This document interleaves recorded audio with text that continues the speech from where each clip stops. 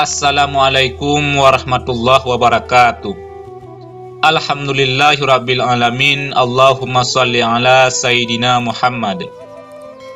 Sahabat beriman yang dirahmati oleh Allah, Al-Fatihah merupakan surah pertama yang ada di dalam Al-Quran. Surah ini terdiri dari 7 ayat dan termasuk dalam golongan surah Makkiyah. Dalam surah Al-Fatihah terkandung makna yang sangat dalam. Di antaranya adalah berbicara mengenai sifat-sifat Allah sebagai zat yang Maha Esa, satu-satunya Tuhan untuk semua makhluk di langit dan di bumi. Surah ini juga sering disebut sebagai surah pembuka yang memberikan pesan-pesan kepada seluruh umat manusia.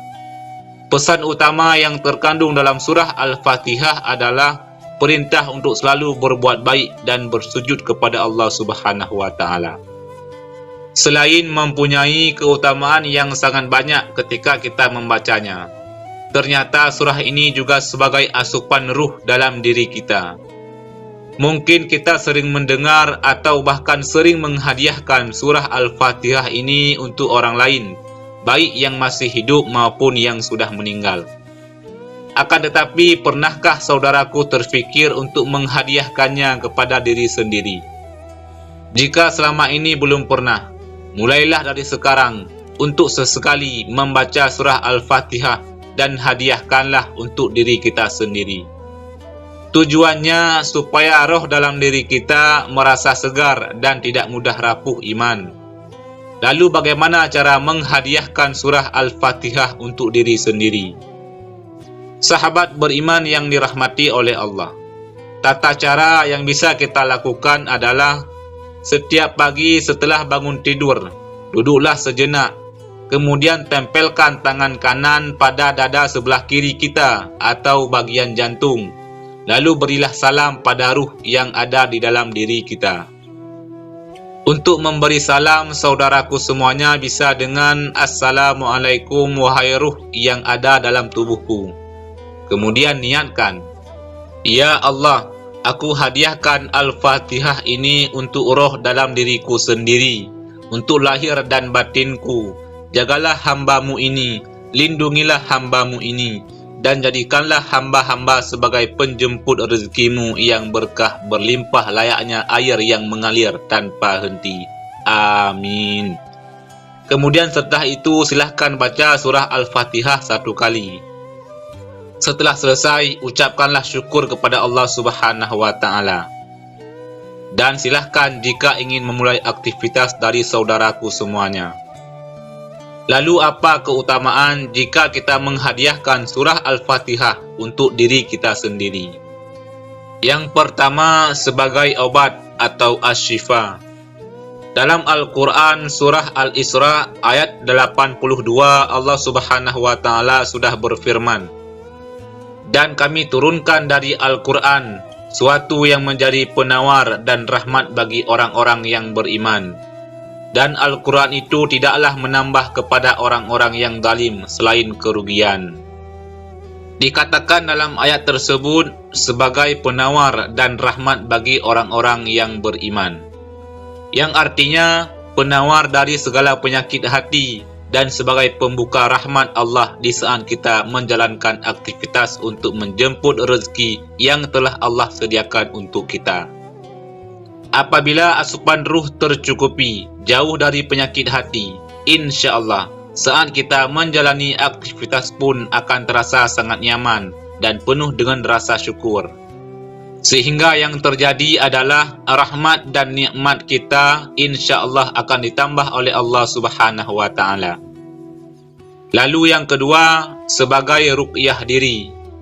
Dalam hadis riwayat Imam Bukhari dan Muslim pernah dijelaskan bahwa ada sekelompok sahabat Nabi yang tengah melewati sebuah kampung.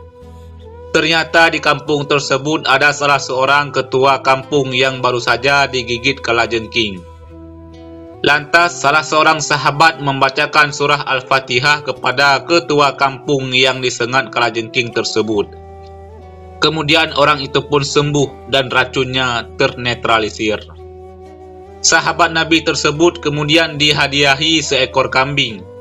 akan tetapi ia tidak berani memakannya sebelum bertanya tentang kejadian itu kepada Rasulullah sallallahu alaihi wasallam. Dikarenakan sahabat Nabi tersebut khawatir jika apa yang dilakukan dengan perantara surah Al-Fatihah tersebut ternyata keliru.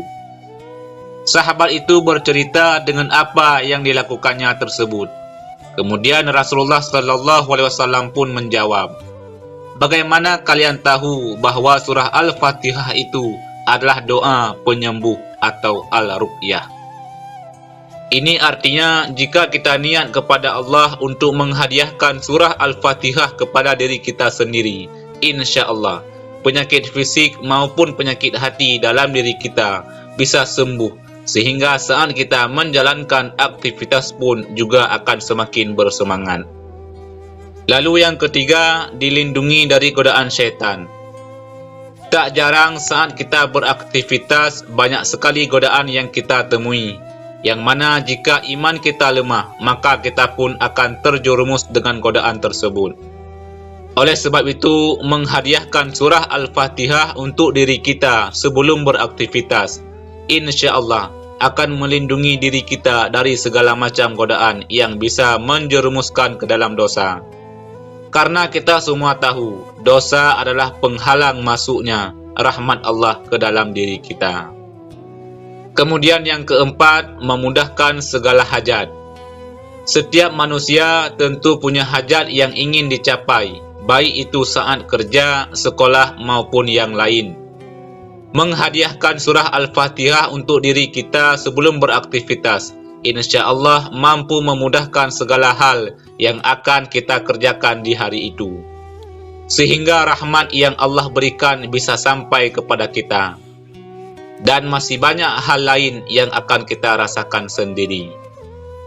Bagi saudaraku yang belum pernah mencoba menghadiahkan surah Al-Fatihah untuk diri sendiri, tidak ada salahnya apabila mulai mencobanya.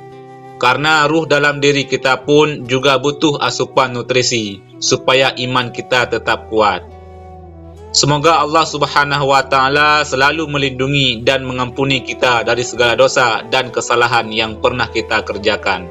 Amin ya Rabbal Alamin. Wallahu a'lam bishawab. Demikian yang bisa kami bagikan. Mudah-mudahan ada manfaatnya. Assalamualaikum warahmatullahi wabarakatuh.